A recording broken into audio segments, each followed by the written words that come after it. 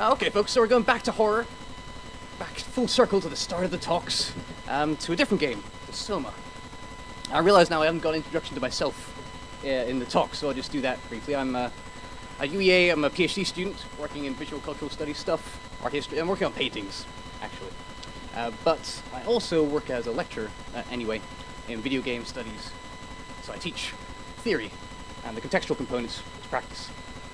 And what I'm really interested in is how games appear to us, the actual sort of phenomenal way in which we experience them and consume them as players. So this afternoon, I want to talk to you about the visual and tactile stuff of games. Something equal and complementary to the stories that they tell. The assets which embody the code running behind the scenes. Video games can offer us a vast range of experiences, but we tend to talk about them in terms of text, so narrative or code, rules or signs. Games can be maybe built on binary, but at the level that we interact with them, they're also multi-sensory manifestations of the work of artists, animators, sculptors, and composers. Yeah, this little thing will be good. I'm going to tell you a cool, fun story, the myth at the start, and then talk about SOMA in two different ways. One about how bodies sense things and what the experience of being in a body means in kind of ethical terms in the game itself. But yeah, first, I should probably clear up that quote. Okay, first I'm going to tell you a story about how I like to look at games, and then I'm going to talk to you about one of the most fascinating games I've played in recent years in depth, and the pun will become gradually apparent. And during the talk, I'm going to try and sneak in some Deleuze and Donna Haraway without anyone noticing. So don't worry, as far as concerned, you won't feel a thing. Just a brief note is the one quote that I do have in there, which I kind of forget that I do. To Roger Cowell, one of the sort of founding fathers of video game studies, I just start with this quote just to show how games can be something magical and disturbing, as well as competitive or narrative. Not just simulations or chance, but also they can be something which creates an experience. First, let me tell you a story. It's a story from video game legend, about a simulation which outgrew its constraints. A machine that learned to love. It's a story about this game. Quake 3. Very blocky, low-res, low-poly game from the 90s. The kind of game which tracks phrases like mindless violence. It's a shoot 'em up, it's an FPS, which conditions the player to become machine-like. So in Skinner sort of terms, it trains us. It trains us to do things very efficiently, you might say. It makes us fast and accurate. And we're dogged by functional, brutalist architecture, oppressive corridors, and staccato barks and blares of guns and leaden voice acting. The following account makes us think again about what a blunt, bare-bones game can make us feel, or indeed maybe even feel itself. So the story goes, on Reddit, a long time ago, that someone left Quake 3 running for over a year. Now Quake 3 has within it a very primitive kind of learning algorithm. It's not sort of deep learning or neural network learning, something crazy that Google made, but it does adapt to player strategy. So it can adapt and move around its own environments to counter certain kinds of things that the player might do. And this person was like, oh cool, I'll leave this as a little petri dish and get the bots playing off against each other. So the NPCs are shooting each other for years, or subjective infinite time, I guess, for a computer. And then he suddenly noticed, oh crap, I've left this server bank running in my garage for a year. Didn't notice the electricity bill for some reason. Anyway, he came back to it and found that they all stopped. Every single bot was completely stationary and completely equidistant from each other. They're doing nothing. And he thought, oh crap, it's failed, so he went into the game, he walked around, and he noticed that every single bot would track him with their reticle. They'd move their guns and look at him pointedly. And be like, oh, that's kind of creepy. Some House of Dolls kind of stuff. And then he shot one of them. And they all, in concert, turned around, killed him, and returned to their starting positions. He's like, that's weird. So he did it again, and again, and again. What happened was, whenever he would interrupt the equilibrium, which is manifested in this game, all the bots would just fucking kill him, and he'd go back and would revert to this sort of peace which they'd managed to foster. They found that the winning move was not to move. So this may be a myth, but it almost definitely is a myth. But myths are important evidence of what we believe and what we fear might be true.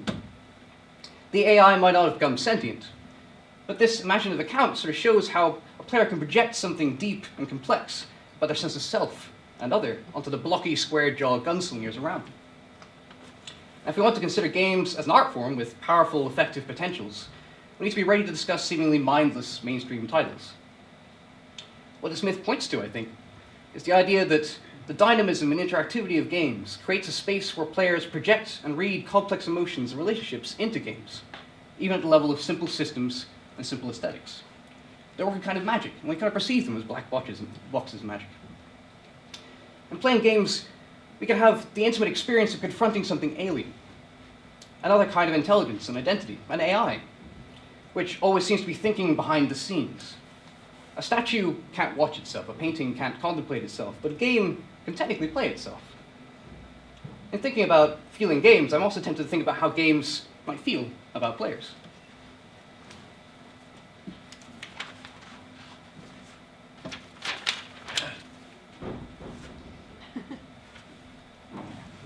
It's all in the hips, apparently. So, I want to talk about feeling in games. And games about feeling. And like the capacities of any medium, the deep, often inarticulable feelings people have when they're playing games can have both positive and problematic kinds of consequence. You shouldn't be afraid of treating these aspects, though, as serious cultural phenomena. Today's great series of talks, which I know you're all probably now tired and worn down by, so I thank you for sticking with. I'd like to discuss games from my own disciplinary perspective of art history and cultural studies. So I'm interested in how things look, how they feel, and mean, in ways which images, sounds, and haptic feedback can convey, something which text cannot. I love game juice and flow. And I like to talk about casual and mainstream games as much as I do esoteric art games. And I argue that we only close down debate when we use phrases like mindless humor, or to describe a mass social phenomenon. To quote Raymond Williams, culture is ordinary. In every society and every mind, everything, in short, has meaning. And it's worth looking at. So if, as I tried to show, even games such as Quake can actually be treated as mindful rather than mindless, what then of games which intentionally reflect deeply on aspects of interface and sensation? Here's where I run over and play some videos. I don't really trusted embedded videos, so I've gone for the old-fashioned approach. So what about a game like this? People seen the film Up? Yeah. The Pixar, great. It's like the first 5 minutes of Up in one game. And yeah, the audio can exist or not, and I'm indifferent to it. When you play this game across an axis, it's a 2D game, all but 20 pixels high. But it has melancholy and catharsis condensed into one dimension. You meet someone, you move through space, you gather points, and then you realize that those points don't actually add up to anything at the end. And then gradually, one of you dies, and you continue until you yourself give up in the end. An implicit rather than explicit narrative, evoked by the barest of visual cues. When you begin, the future seems all hazy and blurred because you're a child. When you die at the end, or when you're going close to death, then your past memory is going to recede and become blurry and turn. Something where there's no text to convey meaning, but we do interact in a basic way. And here's another different game. What about this? What about Flower? This is a game where you play as the wind. You play as petals. You navigate the environment by just swishing your arm around, basically. It works with the accelerometer and a DualShock controller. And you use your entire arm to experience the games. It's in some ways, I think, more involving than a Wii game. You attach bodily to the game. And there's flow here without the need for character or story. There's just a spreading of greenness. You could say that it has a story, which maybe its weakest element, which is kind of return to a pastoral idyll kind of thing, but more importantly is the way we interact with the game. We become harmonious with the environment which we're tasked with exploring. And like an orchestra conductor, we bring notes into play with the fluid motion of our arm.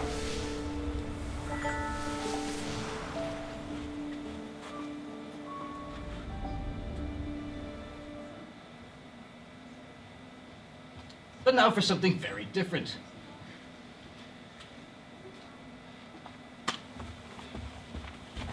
So, now for the main body of the talk. A game which makes us think deeply about how games affect us, and how we position our bodies and sense of identity in relation to them. What game has time travel, artificial intelligence, zombie things, and it sets it all under the sea after the apocalypse, and also you're a robot? It's not a Saints Row game, it's... Oh, damn! What's the other game which is... So it's a contested genre. I'm going to start by opening with that confession. But surprisingly, it's not a crazy weird Japanese game, or it's not a crazy weird open world game, but it's SOMA. One of the most thought-provocative games of last year, produced by Frictional Games, a successor to perhaps the most significant horror title of the last decade, Amnesia, The Dark Descent. It asks us what it means to be human, but also what it means to be alive, what it means to feel things, and what it means to play a game with the machine. Before I get to that, we need some context. So my last video for you. Trailer.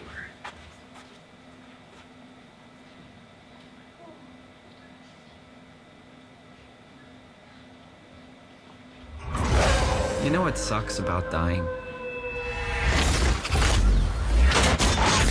The crash.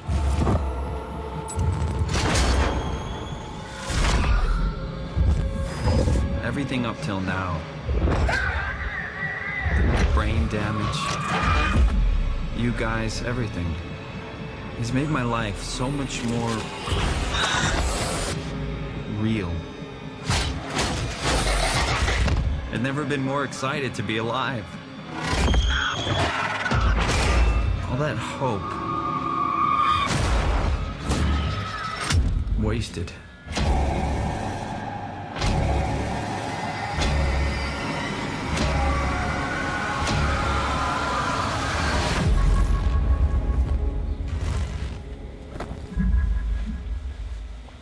It's very dark and tenebrous work, which probably doesn't come across well on the screen, but you get the general aesthetic. So let me tell you a bit about what this game covers in terms of story. How does it fit affect, feeling into a plot? Well, here's the synopsis. In SOMA, the player begins life in the present day. We play as Simon, and we've recently lost someone we loved to a catastrophic collision of bodies and machinery. In this case, a car crash. We're off to get a brain scan to test for head trauma, as you do. And we sit back into a machine in the present. When the headset comes off and we wake up, we find ourselves in a distant future, in a rusting laboratory under the sea. What is slowly revealed to the player is the knowledge that we, as we now find ourselves, are just a copy of that brain scan from long ago, which has been downloaded into a robot body by the lab that we now find ourselves in. In this new world, everything above the sea level has been destroyed, with the last of humanity here underwater, and far from having a picnic. The artificial intelligence running and protecting the base has started to copy and convert humans, and anything it gets its hands on is a human-like cyborgs, in a misguided effort to preserve humanity into the future. Last ditch. The AI seems pretty keen on the idea that shambling metal zombies are better than nothing. Our task becomes one of further epistemic entanglement, as we avoid the mad AI while we attempt to launch a digital backup of the last of our species into space. Those are the options for the future of humanity. Software copies of people in a simulated paradise in a satellite, or semi-sentient cyborgs in an undersea hell. And either way, a collision of bodies and machines. There are a lot of literal and conceptual grey areas in SOMA's murky mise-en-scène. This is a game which plays with paradoxes and thought experiments. At the same time, it also keeps the player highly tense, physically and emotionally stressed. While this plot sounds confusing, true disorientation comes in the form of screams distorted by water, and vision blurred by faulty sensors. As you can see, or have already seen, it's a very dark game, full of claustrophobic and visually dense environments. But not everything is as first it seems. The game is actually very open and very minimal. The game's very tactile surfaces are also submerged in thick mediating filters, shaders, and other lighting effects, such that our vision swims even when we stand on dry metal flooring. If we stand still and look at a monster, its textures are dull and low fidelity. But by keeping us in constant motion and fermenting a grainy atmosphere with its visual effects, we experience the world as a continuous and immersive nightmare. Our first-person perspective locks us into a body, even when mirrors show us that our suit is empty. And we become very attached to our virtual limbs when we have to mimic their movements to open a door handle by circling the mouse or dragging around an analog stick. This is a game which is deeply kinesthetically involving. Even when we can't see our character's hands, we progress by pushing, pulling, turning, and lifting. Everything feels materially connected in this game. The AI's metal tentacles suck at sea life and machinery alike, trying to build inscrutable half-persons from whatever it encounters. As we wander from ruin to ruin, our character is equally at home under the water and in pockets of air. But even though we're not constrained or restrained under the sea, our intense loneliness makes us fear the vast, undifferentiated darkness. If in Bioshock, escape was our motivation, and the cold ocean was our prison walls, here we know that escape is not straightforward, and possibly unknowable to us. Our prison is one where we could run in any direction for an infinite amount of time and find no one. We must rescue a small matrix in a bottle, simulated souls, for we have nowhere else worth going and nothing else worth doing. Humanity is dead, and a misguided AI attempting to recreate it has tendrils extending further than the eye can see. In a beautiful aesthetic, merging the organic and geometric, the AI makes cyborg fusions of metal, human, and fish, using a dark fluid as ink black as the sea. Even our avatar itself is the product of this AI, a humanoid suit with a booted up memory of Simon running inside it. We draw sustenance from the AI by plunging our arm into mechanical orifices in the wall, causing our vision to clear, but also projecting black veins across the frame of the screen, with the sound of breaking glass. Everything in the world of Soma lies on a continuum. No good, no evil, no me, no you. The horror of Soma is the thick super sensation we struggle through, our identity slowly unraveling, the walls bleeding, and the barely living plugged into power outlets. Mechanically, if we look at something horrifying, our interface starts to fall apart, the screen tears, and after images flare. The only way to avoid the shambling monsters is actually to look away from them, and to pray that they don't bump into you. As an incentive borrowed from Amnesia and, back in 2005, the Call of Cthulhu game, this powerfully affects the player, breeding a fear of the unknown, which is hard to overcome. Anecdotally, players feel terrified until they die and the game resets. Only then do they know what the anticipated shock actually feels like. But in Soma, this mechanic also begs further questions. The AI can't see you unless you can see it. And as the monstrous network is deeply connected to you, it implies that your adversary actually sees through your eyes. Your eyes are cameras in a network which might betray you. Looking around in the first person, therefore, does two things. It gives information to us and to the fictional AI. We are our own enemy, alienated from ourselves. This also acts as a metaphor for the game itself. A computer is indeed spying on us every moment, constantly noting what we're looking at, as well as often scripting our movements.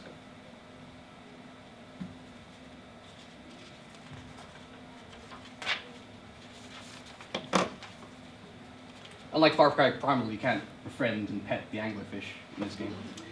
Moreover, in the game, our perceptual experience both makes us feel in a deeply human way, and also declares our inhumanity to us. So encounters violently visually affect us in an alien way. When we see something terrifying, our screen begins to distort and glitch. It reminds us we're a machine.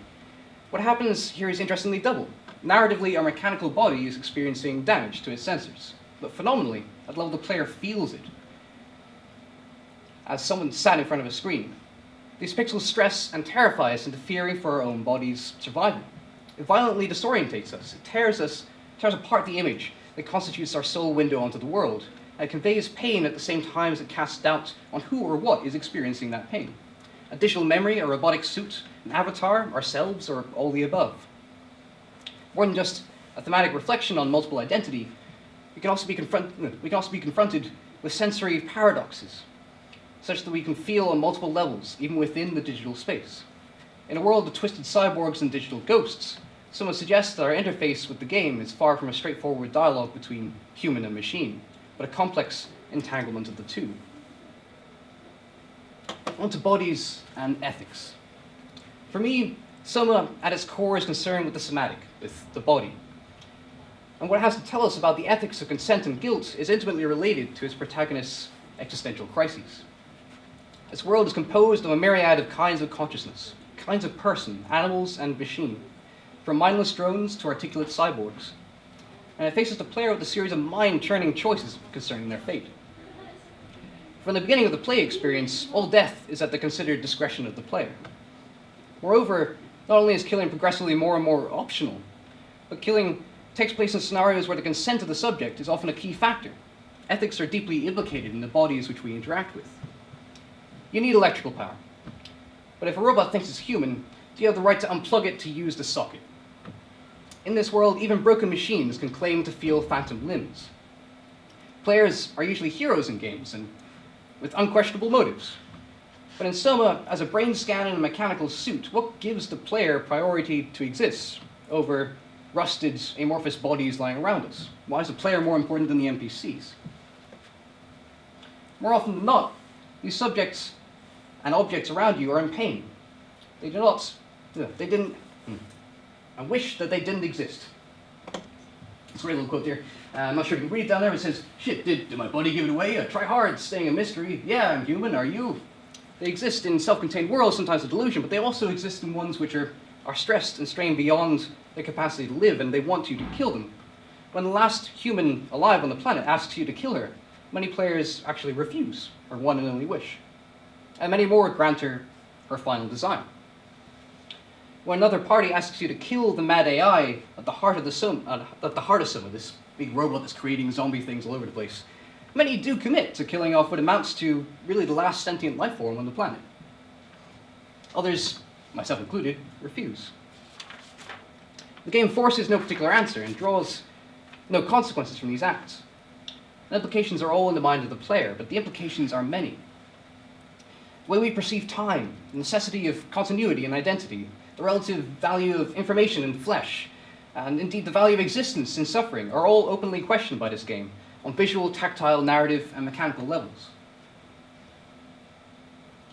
Your accomplice, Catherine, your partner and narrator in the game, is a brain scan running in a portable computer in your pocket. She's an app on your phone. Every time you turn her off, she ceases to exist until you turn her back on. And she knows that. She remembers past conversations, but not the intervening time.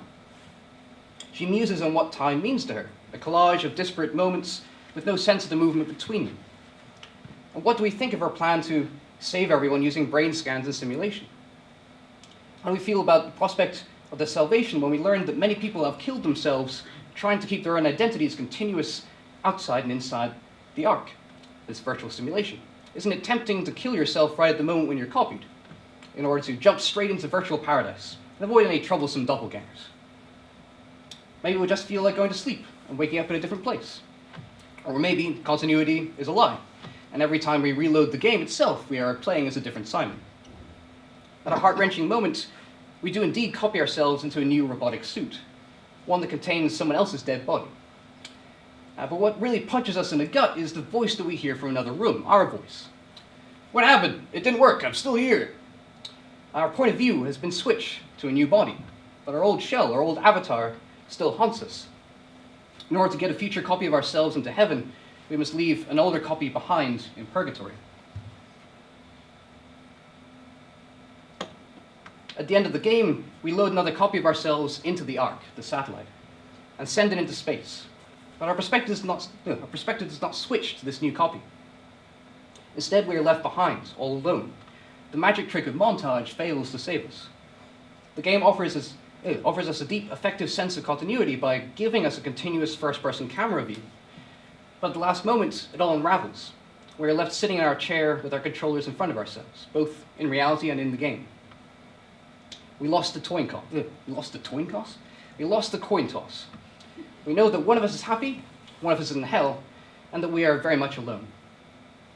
We now know what the copy we left behind feels like, and we keenly sense that the only difference between that bundle of polygons, that mechanical suit, and ourselves is the position of our perspective on one side of the helmet rather than the other.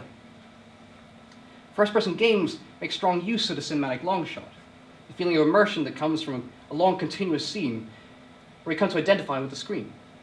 The genius of Soma, however, is the ability to get us to both hate and empathize with life beyond the frame, to feel that there is more to our own perspective on this world, and that left to its own devices, this game might go on feeling and living without us. Just to conclude, I like this image a lot, right? It's the robot looking at its reflection. You think it's a mirror, you think it's a window, but no, it's a mirror.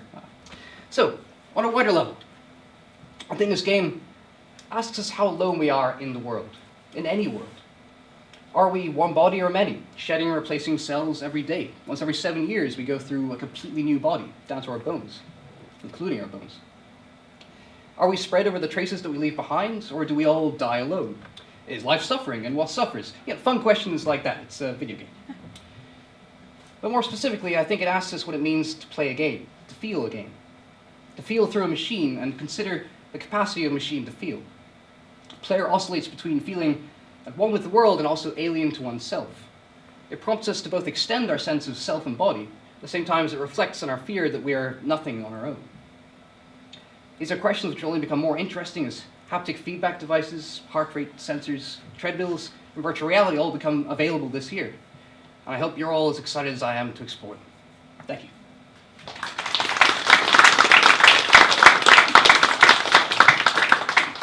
Any questions?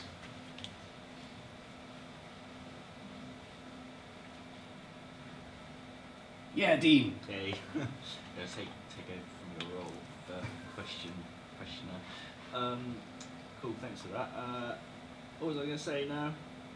You touched on it a little bit, but I thought I'd kind of ask you to go into more depth with that, because for me, like, one of the most interesting kind of emotions games can make you feel is guilt, because like you need to do something actively in order to feel guilty about it, and so kind of video games are one of the only mediums where that emotion can be explored fully. And you mentioned it a little bit there. I was wondering like if there was any way specifically this game kind of dealt with that, and how you thought it dealt with it. Yeah, well, it deals with it a shit ton, I guess. So you it's very interesting the way that it builds empathy in a way a lot of games don't, by not only implicitly making you act to carry out behaviors or to commit crimes by mission, but also by having you inhabit alternate positions. And so you know the thing which you're killing sometimes. You've been a human, you are a robot. And sometimes when you see yourself, which you've caught fleeting glimpses of your reflection as just an empty suit, and you're asked to just leave behind this thing, you're faced with questions like, so do you want to leave this copy of you switched off, or on standby, or do you want to wake it up, or do you want to delete it entirely? And the first-person character says, oh no, I couldn't imagine leaving this thing to continue existing, knowing how horrible it is for me to exist playing this game. Whereas your accomplice, who deals with, living in snippets back and forth, is a very different perspective. I think it's interesting. It forces kind of moral questions about like seemingly impossible mind games, or it makes Cartesian dualism kind of actually interesting and scary. But it's also, it's weird that it makes, or it allows you to sort of experience consequence in a way which, so something like Life is Strange, weirdly, I kind of think of as having a similar kind of moral compass to it, in that you know the full remit of and repercussions of your actions in Life is Strange. You commit to a course of action, you see how that plays out, and you see the alternatives, and you still have to commit to doing something you know is shit in the end. And in this game, too, you kind of know that everything is fucked, and you know by the end that you're going to be left on this undersea hab, isolated, but yet your character fades like, oh, I didn't know I was going to be left as a copy here, and the narrator finally gets annoyed with Simon. It's like, come on, we explained this, we've done a lot of thought experiments, we've built this up. And you do actually have a moment after the credits where you experience life as the other person, and you're able to make past comment through a kind of internet poll thing on a device about whether you think this paradise is such a great idea, whether you think your life is a sham, whether you miss those you've lost. And it does so through this impersonal kind of tick box, multi-choice questionnaire, where you go like, do you feel like an actual human being? 60%, kind of thing. Do you regret those left behind? 40%. And so it plays fast and loose, kind of quantifying behaviors and things. So it uses logic elements to sort of measure and also translate kinds of empathy and guilt in really cool ways. Cool. Anyone else got a question?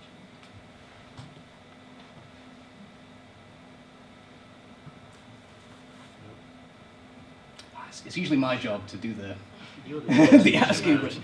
Hey Merlin, what do you? No, I'm not quite that far coming yet. Give it another year or two, and I'll.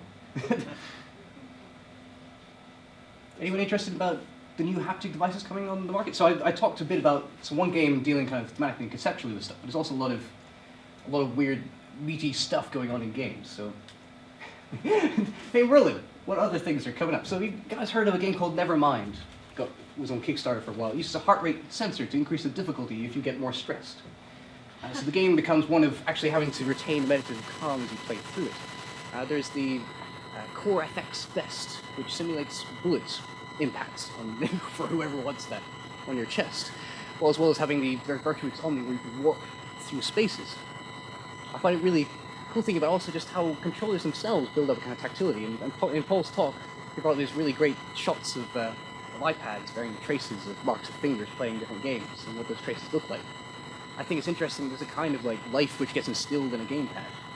I mean, the level of customization coming around for gamepads these days is only high, but the way in which we feel the triggers, we get used to things, the ingrained dirt gets stuck between the little bits, or the way in which it feels really quite bizarre when you go from the current gen console to a Wiimote and you feel like this is a tiny piece of plastic that looks like it shouldn't even work. The weight and heft of things have been toyed about with. I kind of wanted to get the weird promotional stone controller, which Ubisoft made for their Far Cry Primal thing. I was like, that would be really quite cool. What would it feel if the controller felt like dead weight in your hands? What would that be like?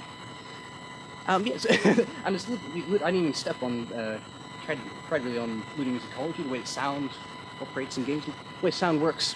In this game, again, it's a lot of glitchy effects, which sort of weirdly makes you both alienated from yourself and also feel more terrified at the same time. There are whole fields of people dedicated to talking about emergent kinds of soundtrack, and there's a question finally, so I'll stop rambling. Yes, please.